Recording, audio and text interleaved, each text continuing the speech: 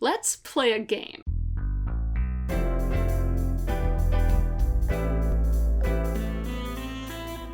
If you read fantasy, and especially young adult fantasy, you may have noticed something is up with the titles recently. Ballad of Songbirds and Snakes, Children of Blood and Bones, Court of Thorns and Roses, House of Salt and Sorrow, and countless more, and they are still coming out. The market is just flooded with these blank of blank and blank names, and I'm probably not the only one who's getting a bit tired of them. The purpose of this video is twofold. One, I kind of want to rant about this pattern, and two, I came up with a game. So the rant itself will be kind of informative, and I will also be sticking it at the end of the video. So if you want to know more about why this pattern is emerging, and why publishers and authors do this, you can skip to the end, I'll put it in the description. The game is because instead of naming fewer things like this, let's just name everything like this. So what I did is I took a bunch of not named like this series, really well-known series, and transmuted them into this blank of blank and blank name format. So what your job is when I list out these new and transmuted names, you will try to guess the original series that they came from. I'm going to put all the text names in the description, but I won't actually be putting the answers there yet. I'm hoping that you guys can maybe write in the comments what your guesses are, and as soon as someone gets it correct, I will update the video description with the answer that was gotten from the comments. So we'll see how that works. I'm not entirely sure if it'll work well, but hey, we'll give it a shot, right? This is too much for me to memorize off the top of my head. I'm going to be reading them off my computer. We have about 1 or 2 each from adult fantasy, sci-fi, and the classics, and then young adult and middle grade have 5 each. So let's start off with adult. Number 1, an empire of mist and metal. Number 2, a London, each red, gray, and white. Alright, sci-fi. Number 1, a desert of mice and worms. And number 2, a war of children and insects. Moving on to classics, we only have 1. You probably read this in middle school or high school, I'd guess. A memory of boats and color. Moving on to young adult, and we have 5 entries for this one. That's quite a lot. A fortune for arcade games and 80s references. Number 2, a tale of Nephilim, and oh my god, please don't let it be incest. Yeah. Number 3, vampires, so romantic and sparkly. Number 4, a utopia of immortality and death. And number 5, a space fleet of refugees and pathogens. Okay, and our final category is middle grade, also with 5 entries. Number 1, a scheme of fairies and butlers. Number 2, a camp of myths and heroes. Number 3, a compass of dust and daemons.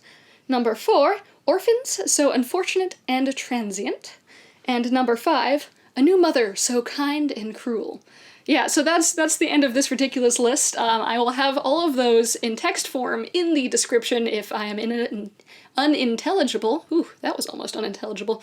If I'm unintelligible for any reason, just look there. I'd love to see any comments you have about guesses for these. I will definitely be looking at them all and updating the description as people get them correct. Hopefully they're good enough names. Well, wait, I know they're bad names. As far as book names go, those are garbage names, but I hope they can be used to translate back to the originals at least, so we'll see how that goes. And now, as I promised before, here is my rant. And hopefully it's a kind of educational rant. I'm trying to put information about why this happens in there. So, why does this happen? Why are publishers just spewing out all these books who are not related but have really similar sounding names? And of course, as I'm sure you've guessed, it kind of has to do with branding. But not like a publisher branding or a series branding, but it is a way to deliver context to the reader about what they will expect with nothing more than the title. If you look back at that list I listed in the beginning, you can see there's a bit of a pattern there, and not just from the names. Court of Thorn and Roses, Children of Blood and Bone, House of Salt and Sorrows, the other ones. Those are all books with higher action than usual, have a young female main character, and are fantasy, and are targeted towards a female demographic. And using this consistent naming scheme is a way for publishers to signal to their intended demographic, hey, this is a book that you might like. You may have liked other books with names similar to this, and this is in that same category, so hey, give it a look. They're trying to get you to get over that initial energy to lift the book up off the shelf and look at its description or its thumbnail and actually give it a passing glance. And that's why these things happen. For what it's worth, this phenomena is not exclusive to fantasy marketed towards women. For example, we have things like The Girl on the Train, The Woman in the Window, and The Woman in Cabin 10, which all say to their readers one very specific message. Hey, if you like dysfunctional alcoholic adult women dealing with murder mysteries, come right here. No, seriously, I'm not joking. These things can get really, really specific, but oftentimes you'll see them jumping on the success of one particularly successful prior novel and being like, oh hey, that name worked really well for that. If I name myself like that, the connotations will make you think that you'll get something similar. You're kind of like riding on that wave of success that another novel had, and evidently that works, so like, good for publishers, I guess. They've figured out that marketing strategy. And, like, could authors do something about it? Honestly, probably not. Publishers have a lot of control over how books are named and what the covers are and how they're marketed. Authors can sometimes choose a name, but it's a name that the publisher has to approve, which is why, at a large scale, you see so many names going into these relatively small amount of patterns. Now, those are the benefits. It gets a book picked up. It gets a book looked at when it might not be looked at. You get associations with either certain types of branding or something that is very successful, and that is something that attracts a lot of readers.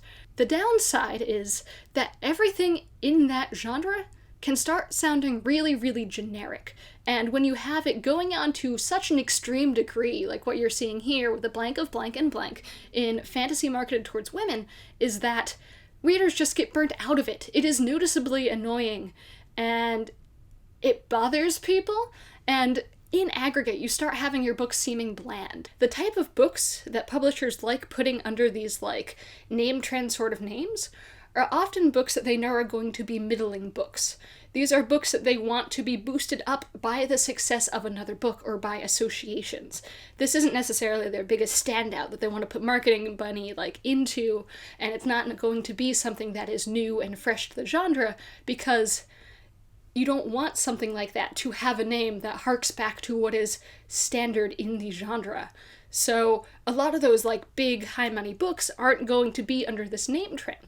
So when you have people noticing the name trends and getting irritated by them, it's because those expectations that help draw readers in, once people think about them too much, it can also somewhat like push readers away because you know what you're getting, and what you're getting isn't necessarily going to be anything new or that you haven't seen before. Personally, I am just so done with these names. It's kind of like when your mom is like, well, if all your friends are gonna jump off a bridge, will you too? That's what it feels like. Like all these books are jumping off this shitty name bridge for peer pressure or something. Not literally, but I don't know. It's not fresh, it's not interesting, I'm tired of it. Have some originality. That's the point of books. Alright, if you guys have any thoughts about the name trend, I know I'm not the only one who doesn't like it, or like, God forbid you are someone who loves it and I am just raining on your parade, feel free to leave it in the comments. I'd love to hear what you guys have to say. Alright, catch you later. Bye.